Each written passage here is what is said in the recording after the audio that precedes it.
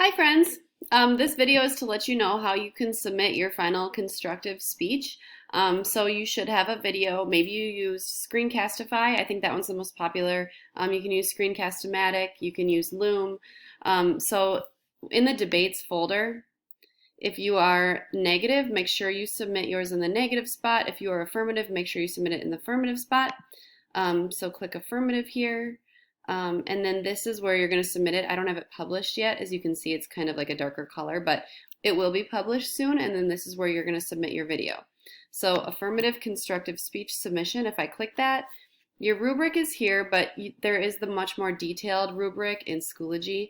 If I go back to the affirmative team folder, this is the rubric that I want you to make sure that you look at. It's a document, so check there for the rubric. But anyway, this is where you're going to submit your video. It says submit your video here. If you are using Screencastify, which I think a lot of people are, up here, this is where my extension is for my Screencastify account. I'm going to click on that. And then it brings me to here. And then I'm going to click my recordings. I'm just going to click on a random recording. You do want to copy the shareable link, but before you do that, you want to hit more options. And you want to make sure that I'm able to see the video when I open it. A lot of times people will send their video and then for some reason the share settings aren't right. So you can do public at isd728.org and then you can click copy shareable link. Make sure that it says copied there and then go back.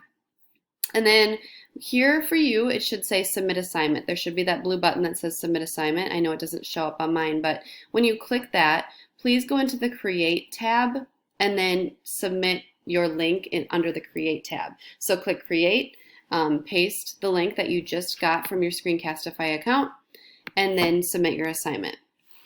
If you are using Loom, just again, make sure that you have the share settings on so that I'm able to view it when I open it.